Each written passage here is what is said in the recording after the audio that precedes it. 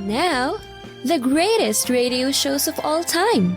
Suspense. The Shadow Node. Washington calling David Harding, Counter Spy. Classic radio theater. The Great Gildersleeve. Fibber McGee and Molly. Dragnet. Gunsmoke. The Lone Ranger. Now, step back into a time machine with your host, Wyatt Cox. Good evening, friends of the Inner Sanctum. An episode of the Equitable Life Assurance Society program, This Is Your FBI. The episode entitled The Runaway Guest was originally broadcast June 1st, 1949. The Equitable Life Assurance Society presents This Is Your FBI.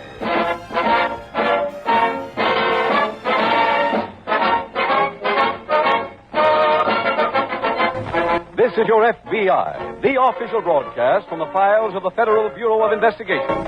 Transcribed and presented as a public service by the Equitable Life Assurance Society of the United States and the Equitable Society's representative in your community.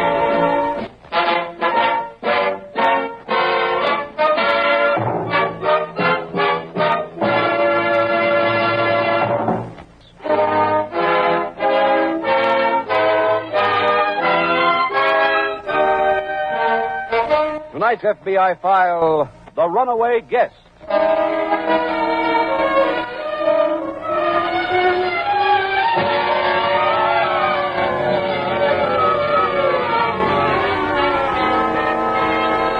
The first important study of the criminal as a human being and of the factors which go to make him a criminal was undertaken some 75 years ago in New York.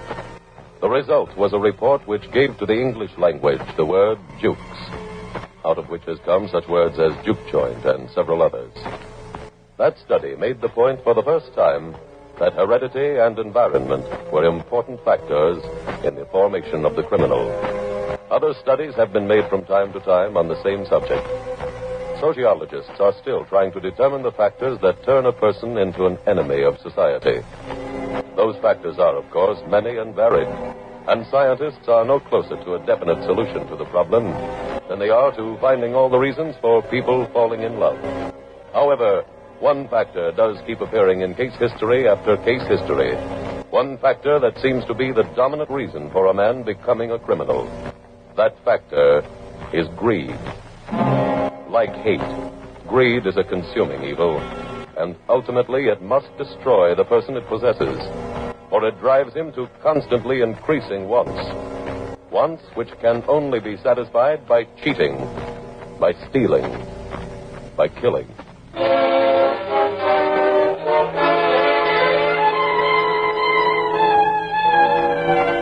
Tonight's file opens on the great American desert. It is nighttime, and two rather elderly men on equally ancient burros are slowly riding along a dusty trail. Ike, look at those stars. Yeah. Look close enough to touch. Uh-huh.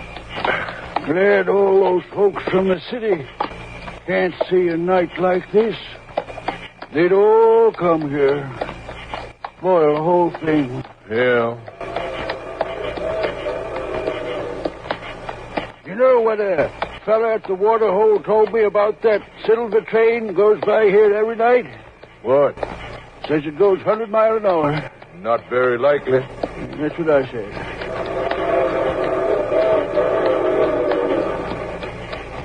Sure don't go that fast coming up the grade. No. Let's get across the track before it comes. No reason to, Floyd. Let's wait. Ooh. Wonder where it's going. Dangerous to start thinking that way. Why? Next thing you know, you'll be wanting to get on it to find out. Another one of them silver ones. Look at the folks in there, all crowded together. Wouldn't like that. Well, I guess it's all right if you don't know no better. Say, Floyd, you see that? What? Something fell off. Off the train? Yeah. Where? Back there. You sure? Uh-huh. Let's go see what it is. Yep, come on. What did it look like? Couldn't rightly tell. Too dark. Come on, Jim. Come. I see something up there. Yeah. Looks like it's a man. Uh-huh. Whoa, whoa, whoa.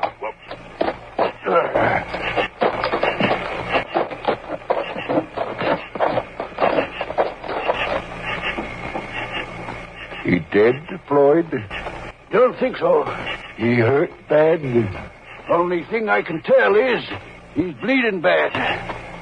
Grab his feet, Ike. Put him on my burro. We'll take him back to the cabin and fix him up.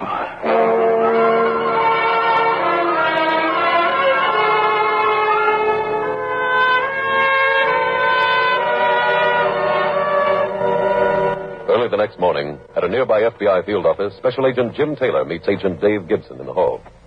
Hello, Dave. Oh, hi, Jim. You just signing in? Uh-huh. Been over to police headquarters on that Thompson case. Oh? We thought they had a lead, but it didn't work out. Well, we're on one now that's tougher than the Thompson case. Another escaped prisoner? That's right. What's the dope on this one? You ever come across a file on a Leo Newton? I don't think so. He shot a policeman out on the coast. Well, how do we get in on it? Well, a couple of weeks ago, he was picked up back east as a suspect in a robbery case. His gun was sent to our lab by the local police. The unidentified ammunition file revealed that Newton's gun was the one that was used to kill the policeman. I see. Extradition was requested and granted, and Newton was being transferred to the coast for trial on the murder charge. In our custody? No, a local sheriff. Well, while the train was going through the desert last night, Newton asked the sheriff to take off the handcuffs while he undressed to go to bed. Mm-hmm. Now, the sheriff did. Newton slugged him and jumped off. Anybody see him? Not that I can find out. When did we get the report? This morning when the sheriff came to. Oh, he reported that when Newton slugged him, he fell against the compartment and broke his wristwatch. Newton must have really lowered the boom on him. Yeah, I guess he did. Watch stopped at 8:46. I checked with the railroad to find out exactly where the train was at that time. It had passed a little town in the desert named Aurora at 8:16. 30 minutes before the slugging. That's right. The engineer said that he was doing 20 miles an hour on that upgrade, so that would put the train about 10 miles out of Aurora. West of there? Yeah. Dave, I'm going out there now and see if I can find Newton. If I get any kind of a lead, I'll be in touch with you.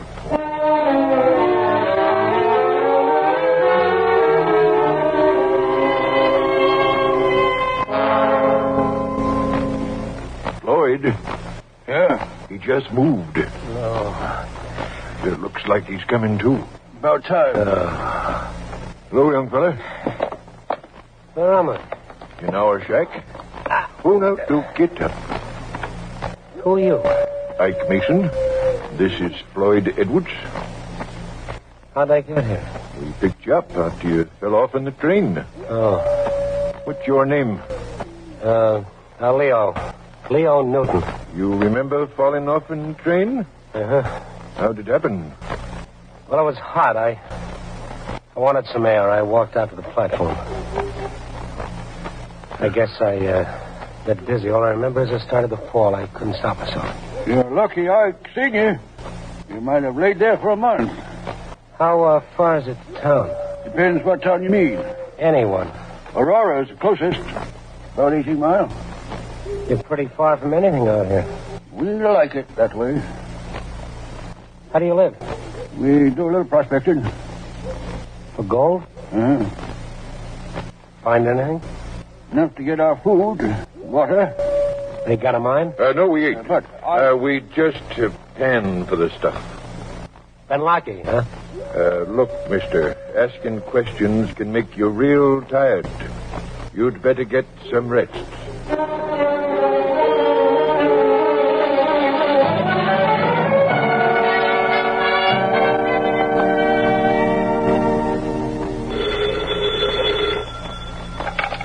Special Agent Taylor speaking. Hello, Jim. Dave Gibson. Oh, hi, Dave. I tried to get you before. I know. I got your message.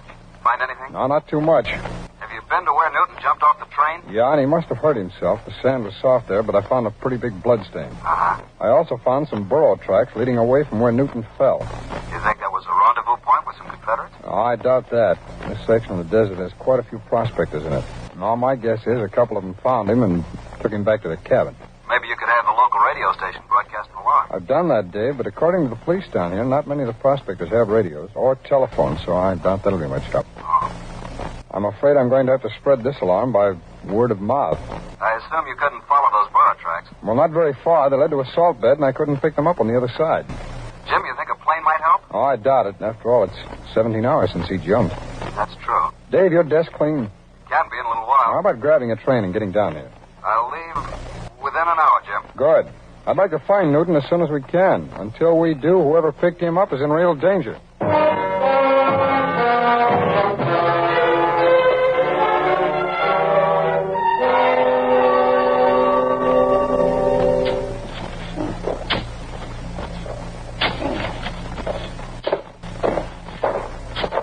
Working hard? What are you doing here? I was feeling better. I took a walk. Saw you come in here. Never know from the outside this was a mine. Where's your partner? Went to the springs to get water. Why'd he say he didn't have a mine? Why'd he tell me that? You'll have to ask him, mister. How you doing here? No good. No gold at all? Just enough to buy grub. You fellas must be awfully hungry. Huh? Doing all this work for just grub. Mr. Newton, you're feeling lots better, ain't you? Some. If you've got strength enough to walk from the cabin to here, you've got enough to ride into town. I think tomorrow morning you ought to get set to be on your way.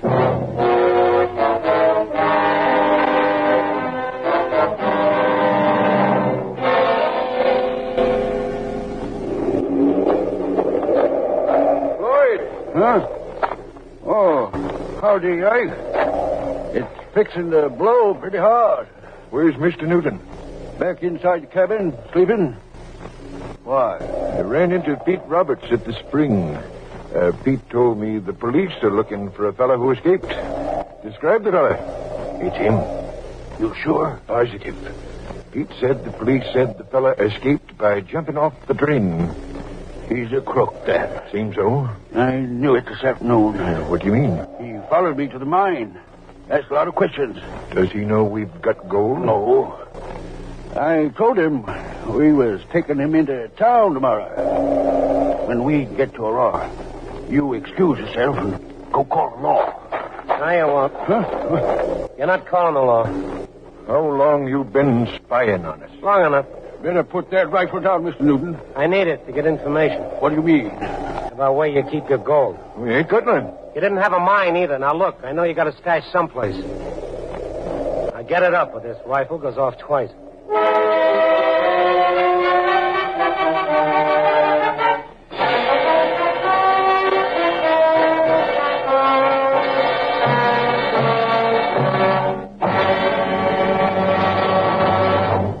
Frank Lovejoy is a bad guy in an episode of This Is Your FBI, back from July 1st, 1949, here on Classic Radio Theater with Wyatt Cox. You ever make a change and then think, why didn't I do this years ago? Well, that's how people feel about switching to MediShare for their health care, especially now with inflation the way it is. People are very happy with the savings. Most families save about $500 a month when they switch. It's a huge help when prices are going up so fast in so many other areas. And MediShare's customer satisfaction rate is double that of health insurance. It's just a different experience, and people really like that. MediShare is an alternative to health insurance. It's a community of Christians who share each other's healthcare bills, and it's been going strong for over 25 years. It really is the gold standard, the most trusted name in healthcare sharing. Find out why people love it, find out why they rave about the customer service, and find out how good it feels to save some money right now. They're super easy to talk to. Here's the number, 833-34-BIBLE. That's 833-34-BIBLE, 833-34-BIBLE. Now on Classic Radio Theater with Wyatt Cox, we continue with This Is Your FBI. Frank Lovejoy starring in this episode from July 1st, 1949, The Runaway Guest.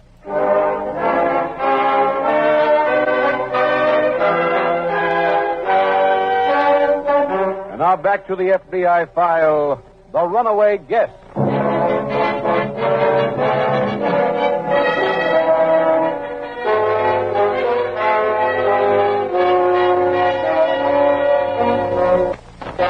The criminal, despite what you may have heard or read elsewhere, is not a breed apart.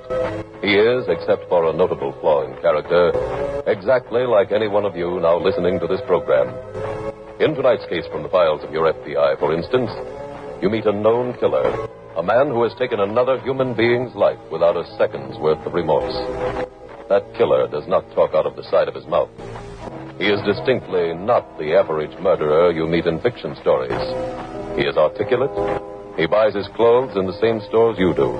And he might even have gone to the same school as you. He is, in fewer words, not one who can be recognized from his speech, his face, or his clothes, any more than any other criminal can be recognized from those things. The only thing that distinguishes the criminal from the law-abiding citizen is his engaging in crime.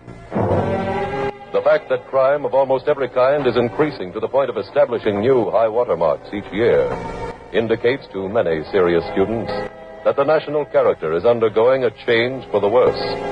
That each year the moral fiber of our people becomes slightly weaker, slightly less capable of withstanding the temptation to commit some illegal act. Whether that is true or not is something the Federal Bureau of Investigation has no way of knowing.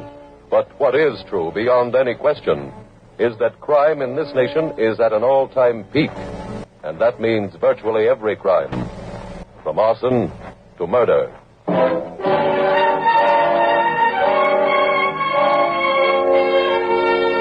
Tonight's file continues at police headquarters in Aurora. Agent Gibson has just arrived to join Special Agent Jim Taylor. Anything come in on Newton, Jim? No, not a thing. Quite a storm blowing out. Yeah, I know, Dave. I was hoping you'd get Newton before I got here. Well, so was I, but he hasn't come into town since he jumped the train. I see. I've posted pictures of him around town, and the editor of the local weekly is going to run his picture. Most of the people around here get the paper. When does that come out? Well, that's the trouble, Dave. Not for 3 days. I spent some time studying Newton's record while I was at the office, Jim. Oh? With a gun in his hands, he's a potential killer every minute. He gives no warning when he's going to start shooting. He just levels the gun and lets go. That's why we've got to get him as soon as we possibly can. Are there any leads at all? Well, not much. No, one of the burros has a cleft on the right front hoof. I'm going to check on that now. Where? Over at the assayer's office. If I'm right about the owners of those burros being prospectors, maybe the assayer can help us find out which ones they were.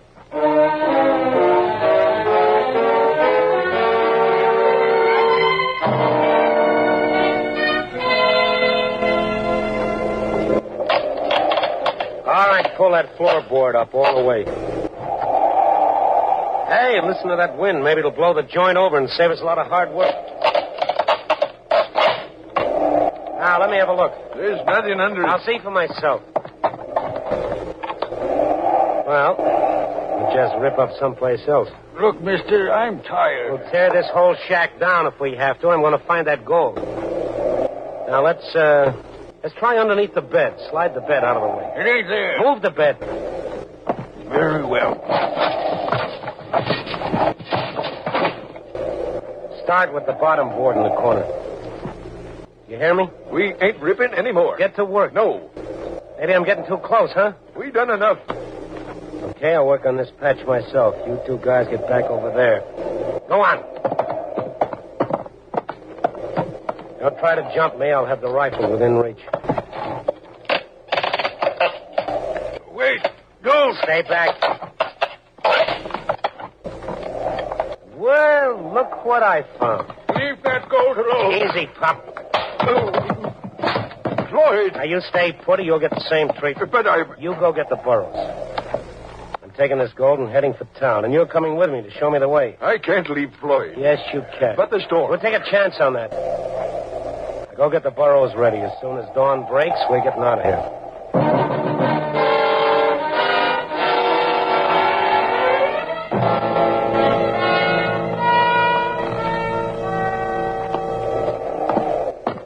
Dave, maybe we can get someplace with this map. What do you got? Well, the assayer's office got up this list of all the prospectors for us. Here, take a look. Not as many as I thought there'd be. No, that's one break we got, but... Here, wait till you get a look at where their cabins are. Is that what those marks on the map are? Yeah, that's right. But the only line running through that territory is this black line representing railroad tracks, Jim. There are no roads. I know that, so let's split the list in half. I'll take everything this side of the tracks. But how do we travel? That's already been taken care of. I went by the ranger station to make arrangements to use their jeeps, and they had some walkie-talkies. We've got a pair of them. They'll also give us any of the cooperation they can. Fine. Then we can check with each other, say, every half hour. And as soon as either one of us finds anything, we'll get together.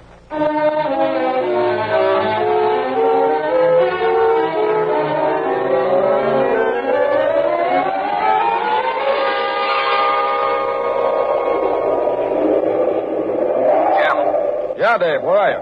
I'm at a ranger substation. It's located at G7 on the map. G7. Yeah, I see it. I didn't get a thing over in this half. You find anything? Yeah, I located the prints of that burro, the one with the cleft hoof. Where? You got your map? Yeah. I'd look right about H8.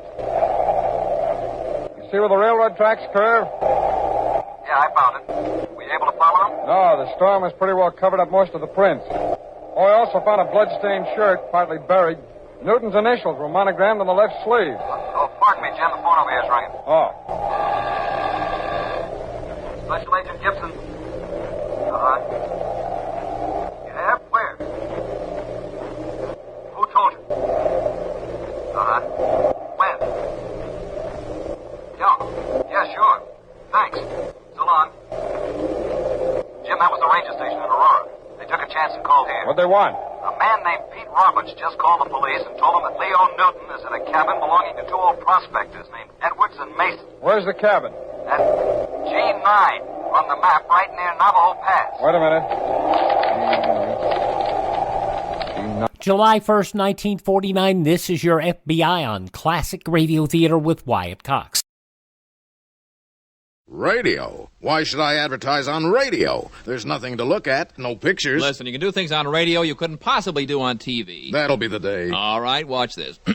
Okay, people, and now when I give you the cue, I want the 700-foot mountain of whipped cream to roll into Lake Michigan, which has been drained and filled with hot chocolate. Then the Royal Canadian Air Force will fly overhead towing a 10-ton maraschino cherry, which will be dropped into the whipped cream to the cheering of 25,000 extras. All right, cue the mountain.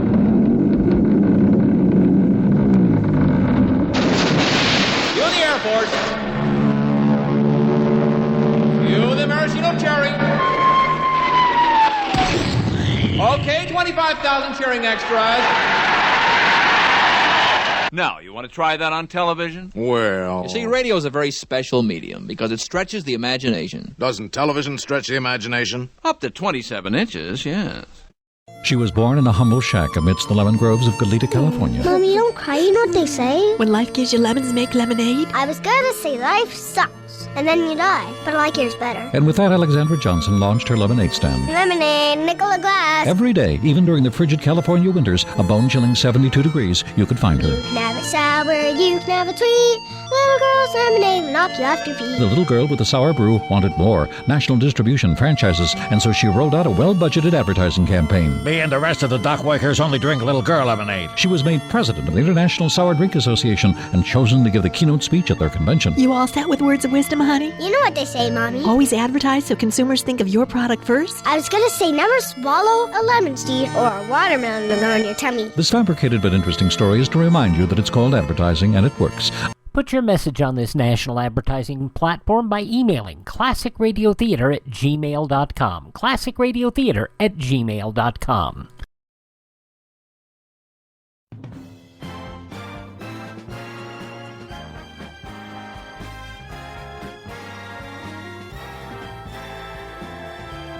Now on Classic Radio Theater with Wyatt Cox, the conclusion of This Is Your FBI.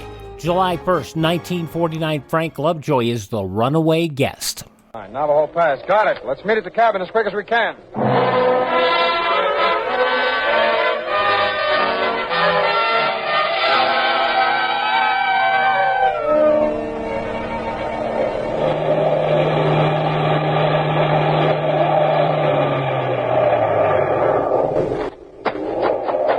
You waiting long, Jim? No, I just got here myself. All right, cover me, Dave. Okay.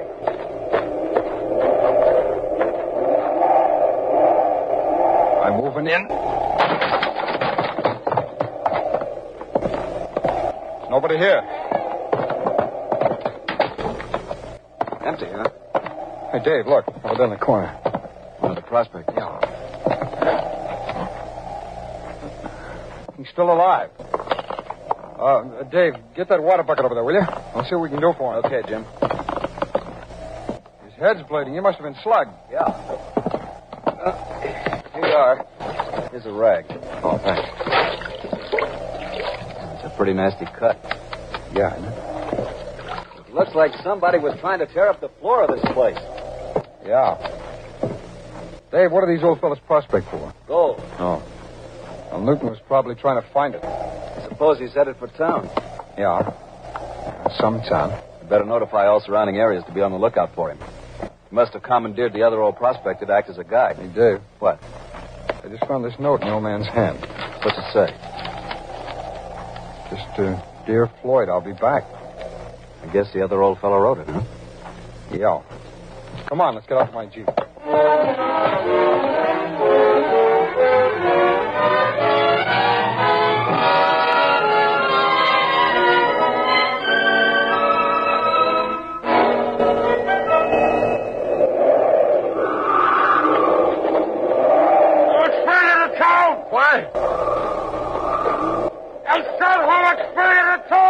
Not fur. What do you call this kind of a storm again? A shy move. You blow some sand around. How long do you last? No telling. Maybe a day, maybe a week. It's a good time to get out of here. Any water left? No. Hey. What? It's a cabin up ahead. I see it. Come to the edge of town? That's a cabin, ain't it? Wait a minute, that's your cabin. Huh? That's your cabin. Well, what do you know? You've been taking me around in circles. I guess maybe I have. It's quite a joke, and I got one that tops it, and this one's going to be on you. Put down that rifle. You're getting it, Pop. You all right, Mr. Mason? Oh, thanks to you, I am. Good shooting, mister. Just knocked the gun out of his hands. All right, come on, Newton. You're not hurt. Who are you? We're special agents of the FBI. We're arresting you for attempted murder.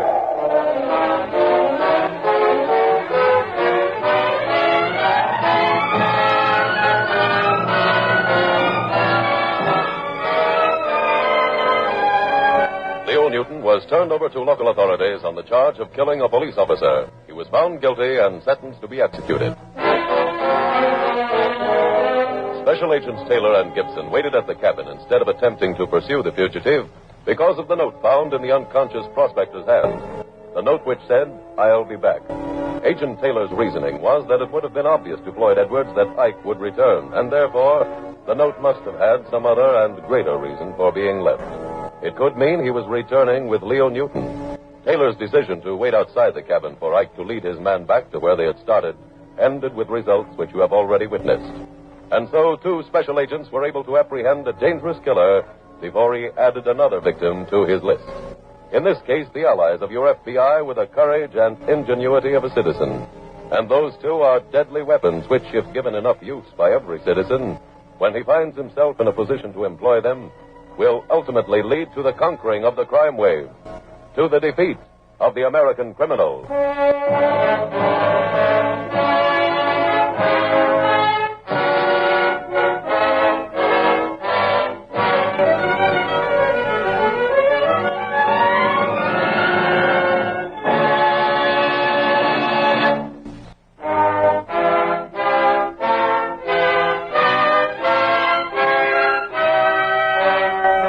Next week, we will dramatize another case from the files of the Federal Bureau of Investigation.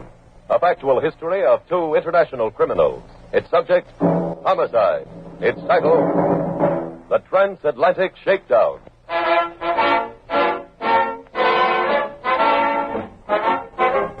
The incidents used in tonight's Equitable Life Assurance Society's broadcast are adapted from the files of the Federal Bureau of Investigation. However, all names used are fictitious, and any similarity thereof to the names of persons living or dead is accidental. Tonight's program was transcribed, and the music was composed and conducted by Frederick Steiner. The author was Jerry D. Lewis. Your narrator was William Woodson, and Special Agent Taylor was played by Stacey Harris. Others in the cast were Harry Bartell, Herb Butterfield, Frank Lovejoy, and Paul McVeigh. This Is Your FBI is a Jerry Devine production. This is Larry Keating speaking for the Equitable Life Assurance Society of the United States and the Equitable Society's representative in your community, and inviting you to tune in again next week at this same time when the Equitable Life Assurance Society will bring you another thrilling story from the files of the Federal Bureau of Investigation. J. Edgar Hoover called it the finest show on radio. This is Your FBI from July 1st, 1949 on Classic Radio Theater with Wyatt Cox. Does that make us the finest too?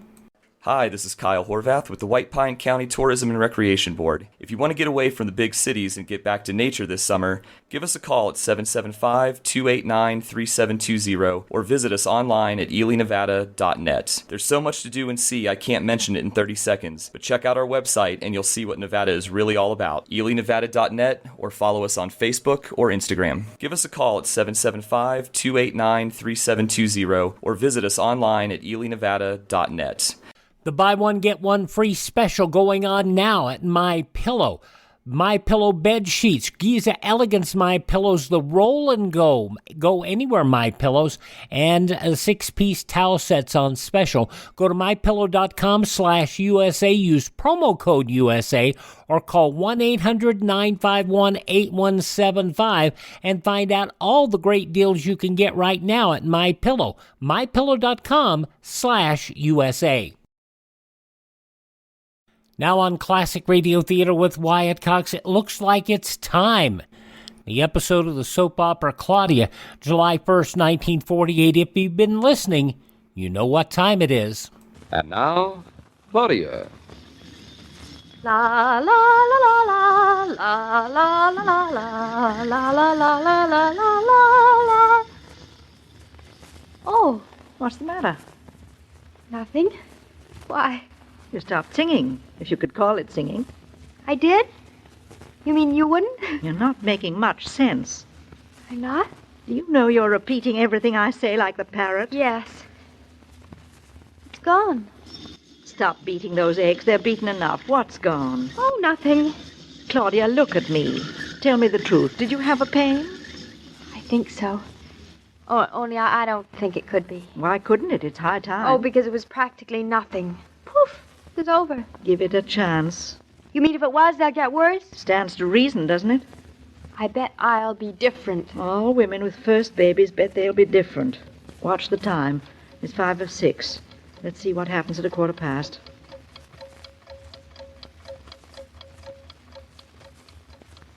1:15 and I'm feeling fine. Oh, dear. Oh, it's just imagination, I guess. Run along. You can set the table. David should be home any minute now. Oh, well, I didn't think it was anything anyway. Oh, you've had so much experience? No, but I intend to have the baby some morning, right after David leaves for the office. Not in the evening, just before he comes home. I see. You've got it all planned out. 1, 2, 3, just like that. Yep. In fact, you intend to kiss him goodbye some morning, and as he opens his office door, the telephone rings, and lo and behold, he has a son. And he says, what a remarkable woman my wife is. I never told you. How'd you know? I remember. You mean you? With me?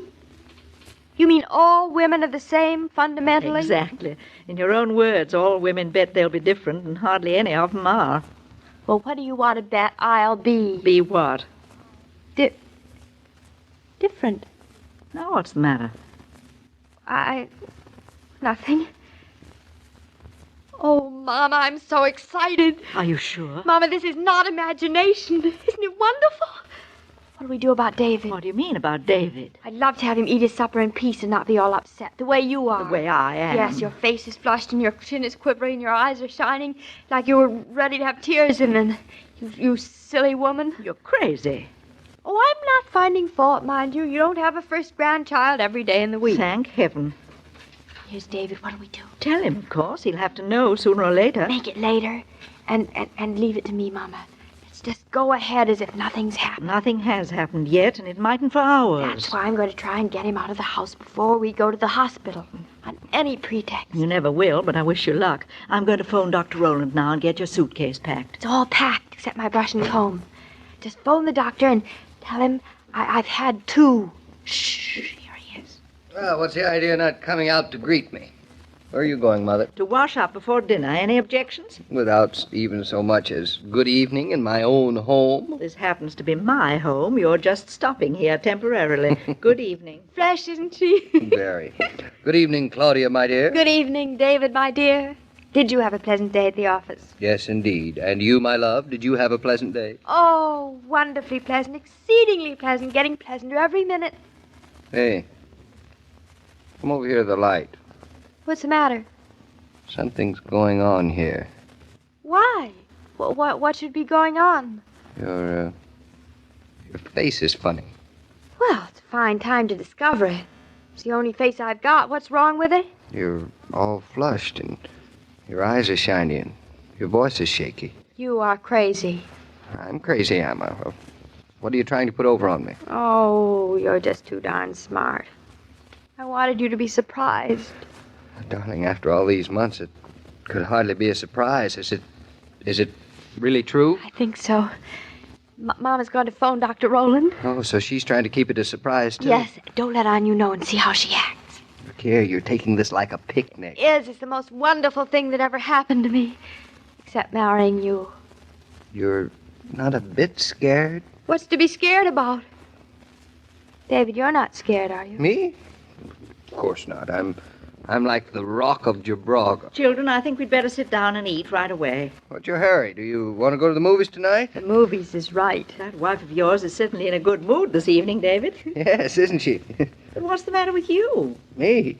Yes, don't you feel well? Your face is as white as a ghost. Oh, don't be ridiculous. Don't look now, Mama, but the Rock of Gibraltar is having a baby. What a coincidence. The three of us seem to be in the same boat. So we'd better get over to the hospital as soon as we can. Yes, I think we'd better. I think we ought to start. What time is it, David? Dr. Chafin wanted surgery. Dr. Chafin wanted surgery. Smells just like a hospital. What'd you expect it to smell like? I'll find out what room you're in, and we can go right up, I suppose. Sit down, Claudia, until David comes back. All right, Mom, I don't have to sit. I think we were silly to rush off without supper. Don't tell me you're hungry. Certainly I'm hungry. Won't hurt you for once. It worries me that David hasn't had anything to eat. You either. Suppose you stop worrying about other people. Mama, look. See that woman going out? She's crying. There you go again. She probably has something in her eye. Or her husband's very ill. Or her child. Hospital's a nice, happy place for having babies, but not for operations. Or things. And we'll just be happy. I am. So am I. Have I any right to be, Mama, when that woman just went out crying? You have every right. Here's David back again. Sorry to keep you standing, darling. I had to fill out a blank. Come on, the elevator's just around the corner. We can go up to your room. It's 1109. That's a nice number. What kind of a blank? Oh, who you were, where you live, is it the first baby, all that sort of thing. How do you feel? Fine. How do you? Just like a prospective father. Do you think anybody can tell to look at me? Yes. Sticks out all over you. You're positively strutting, isn't he, Mama? I'm too busy strutting myself. Here's the elevator.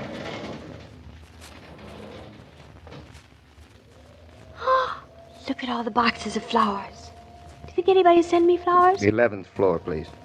I'll send you some. Some what? Flowers. Oh, I don't mean family. Family's no fun. I mean people you least expect.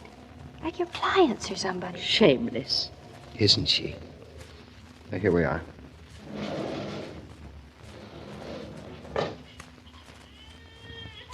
Oh, listen. A baby. This must be the maternity floor. Yes, it is.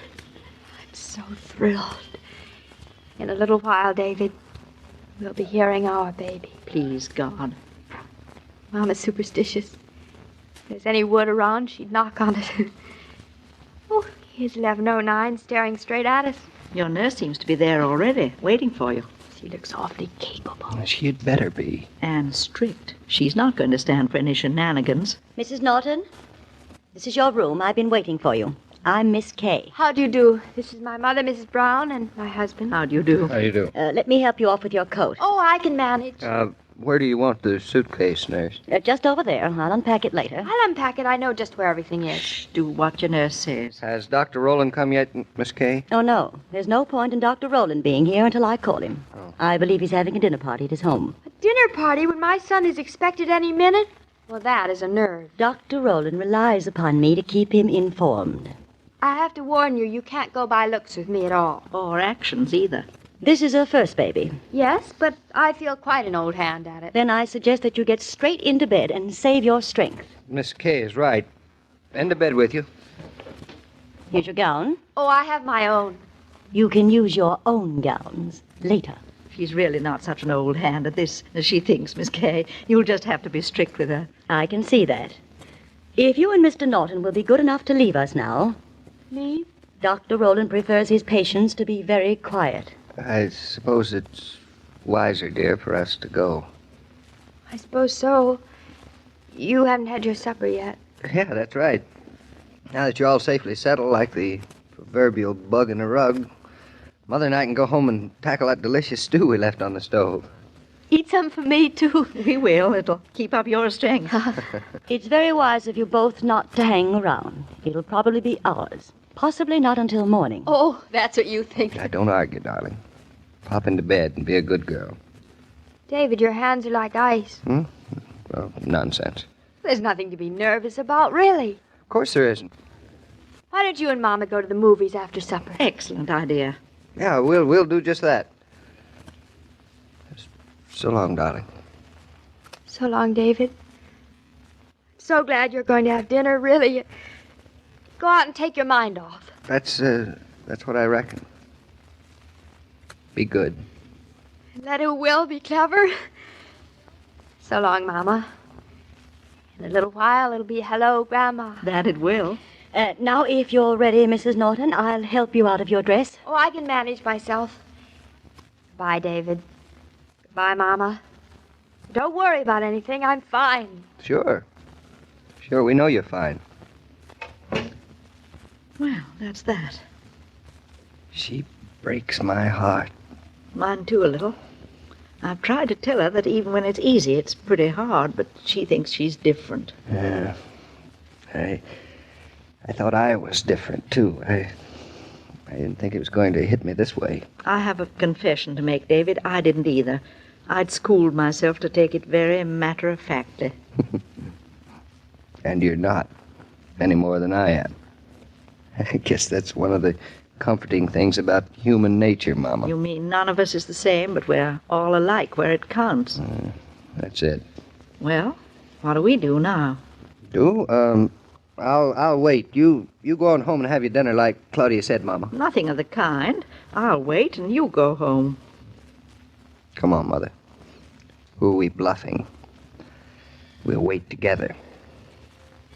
It's 8 o'clock. Might be a very long wait, David. I suppose you realize that. I do, Mother. The sounds of those church bells make me feel like praying.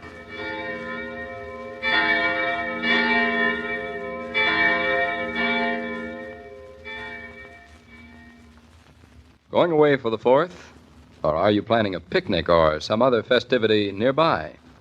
In any case, bear in mind that you're likely to have a better time if Coke goes along. Better order Coca-Cola today to be sure you have enough on hand. Of course, if you're driving, you'll find Coca-Cola anywhere and everywhere along the highway so that you may drive refreshed. Well, Mr. King, all we can do now is wait. Well, I trust it won't be too long, Mrs. Brown. A grandson is worth waiting for. Yes, you're very philosophical. There's nothing else to be. How's David taking it? Seems to be fine. A little quiet, maybe, but fine. I remember when my wife had her first. I started off strong and swell and confident. Then slowly but surely the hours took their toll of me. You'll see how David survives. Wish him luck for me, will you? We men have got to stick together in this woman's world. Won't help you much, but go ahead and stick. I'll pace up and down with David. Well, so long, Mrs. Brown. I'll be back tomorrow and join in on the pacing, if you don't mind. On the contrary. See you tomorrow, Joe. Right here in the corridor outside Claudia's door. Good luck. Goodbye. Even when Claudia's getting ready to have a baby, she's more concerned about her husband. You gotta love that. Claudia, July 1st, 1948 on Classic Radio Theater with Wyatt Cox. Visit my webpage, classicradio.stream, where you can stream our shows, learn where you can download our shows. You can also learn more about building a collection of your own, find all our social media links, and contact me there. The webpage is classicradio.stream. Please thank this station, support their advertisers, and tell your friends the great radio shows are right here at this spot on the dial. Classic Radio Theater with Wyatt Cox on your favorite radio station.